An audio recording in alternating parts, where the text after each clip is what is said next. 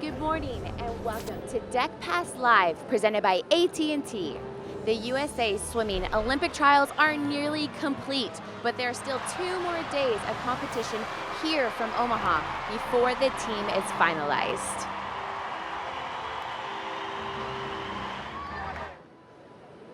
I'm Caitlin Sandino, and last night this building was the loudest I have heard all week.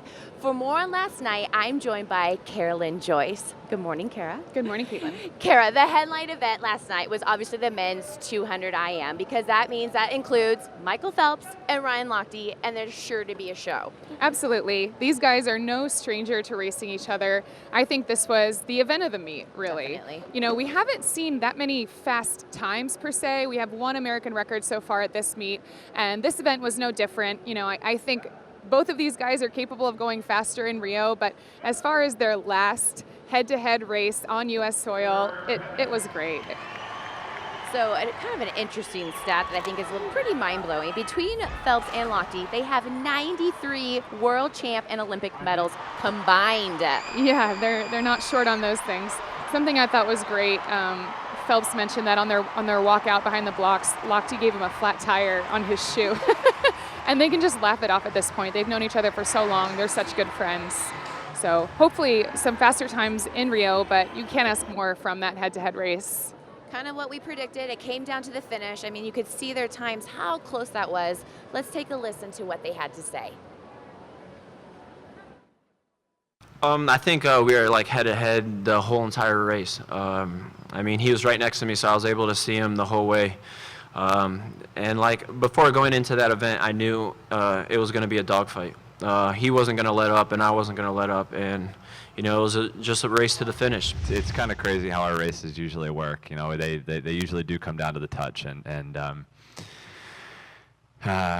mean, I tried to overkick sort of going into the last 25 because I did know how close it was, and well, I just wanted to get my hand on the wall first. And you know, I looked up and I saw that I got second, but I wasn't really thinking about that. I was like, I kind of was looking at him and being like, wow, like our journey's coming to an end, and racing against each other for 13 years. It was like it was really sentimental. It was something that I'm definitely going to cherish for the rest of my life, is racing against him. You know, it is crazy. Like, I mean, we've been racing each other for 13 years. And tonight was the last race that you guys on American soil will see between the two of us. So pretty cool, and you know, we've had a lot of amazing races, and looking forward to hopefully putting on a good show, and that I am. Like I said, those guys, they didn't disappoint. The crowd came from a show. That's exactly what they got. Hearing from those guys, they just seem like different swimmers in the sense of how like more emotional they got this time around. I feel like they really took it all in. Like, that could have been the last showdown we ever see of those two on U.S. soil. Yeah, they have been doing this since they were teenagers. Now they're both into their early 30s. So it's been a great journey as a fan Definitely. to take with them. Well, speaking of being a fan, they weren't the only race that we saw last night that was pretty incredible. We had a lot of fast swimming last night. Let's get to the men's 50 free semifinal, one of my favorite races to watch. One of my personal favorites to watch as well. We saw Irvin over Adrian here, something we don't see very often. But based on the speed that Anthony was showing in his 100 free, it doesn't come as any surprise. Keep an eye on Dressel going into finals. Those 3 are going to put up some very fast times. Irvin, one of the fastest times in the world this year. Women's 200-meter breaststroke. Women's 200 breaststroke, we have Lily King and Molly Hannes both in this event in Rio. Molly Hannes swam an incredible race, and I talked to her coach last night. It's exactly the race that they trained for, coming back about a second and a half faster on her last 50 than anyone else. And you know they're proud of her back in Tennessee. Right, Lily already making the 100 breaststroke, now adds the 200 breaststroke to her resume over in Rio. She's gonna be a busy girl. Speaking about being busy, Ryan Murphy, the men's 200-meter backstroke. Yeah, we have a new backstroke king with Ryan Murphy here. And then his teammate, Jacob Pebley, finishing in second, a great swim for Jacob. And at the top of the screen, we see Tyler Clary finishing in third, our London gold medalist. Tyler Clary then retiring after this race. So they actually all shared a great moment together. This is one of, I get goosebumps watching this. This is how it should be. This is how the emotions are. They're so high. It's so emotional. And the teammates, I mean, I think that was obviously a very special race for the two Cal guys to come in first and second. And there's so much respect between the three of them. Definitely. So women's 200-meter backstroke, I'm just so impressed by Maya Dorado right now. Maya Dorado is on fire, and this 200 backstroke, it's pretty much in line with what she was doing in her 200 and 400 IM, a very commanding lead in that semifinal. So she is seated first with a 208.1 going into finals tonight, and then we have Franklin in second with a 208.6. Women's 100-meter freestyle, probably a soft spot for you, right, Carolyn? Yeah, women's 100 free, an event that is definitely near and dear to my heart. Abby Weitzel, 19 years old, touching in first with a really fast time, one of the fastest times in the United States for years and years. Simone finally punching her ticket in second place after finishing 7th in the 200 free, and rounding out Amanda Weir on that relay qualifying for her third Olympics. Ledecky in 7th place actually didn't qualify, but still a really strong swim for her. So Phelps only had about 25 minutes until he had to go get ready and get back on the blocks for the men's 100-meter butterfly.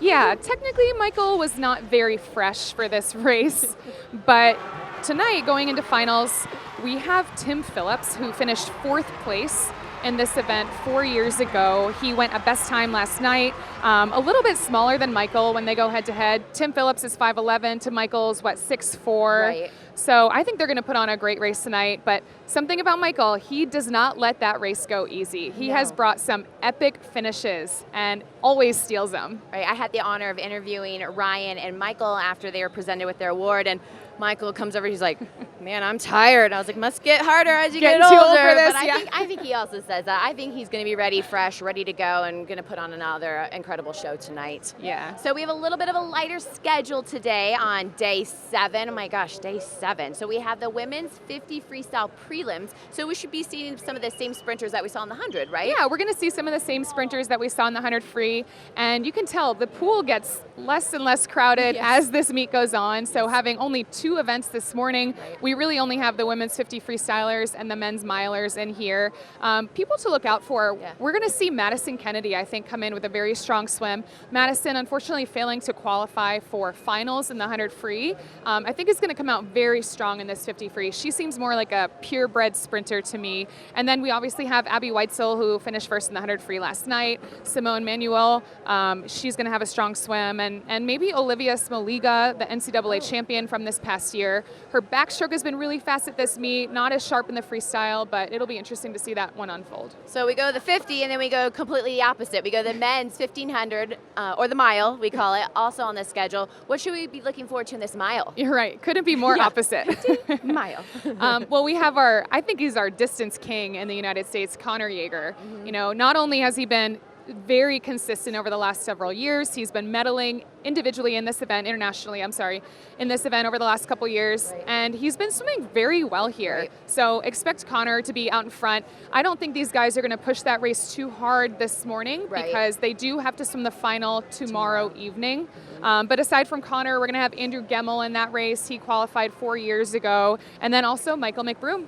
So very stark contrast from the women's 50. Yeah, definitely. So that's on the schedule for this morning. Let's talk about day 7 finals tonight, what we have to look forward to. The men's 50 freestyle. Yeah, the men's 50 free. I'm excited to see that one unfold. I think Caleb Dressel is going to be in the mix, you know, Irvin, all of those guys. Nathan, obviously, right? So the men's 100 butterfly, which we just talked about with Michael being up there. What are your predictions on the 100 butterfly? Who gets their hands on the wall first and second? You know, historically, I don't think we could ever count Michael out in this event just because of how dominating he has been. You know, he has been the underdog going into races, this race many, many times, and always come out on top.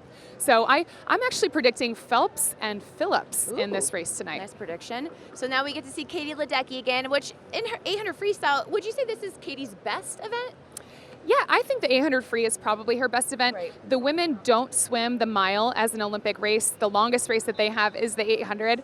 I actually think that if the women could swim a mile, that would be her better race. The longer, the better for this girl.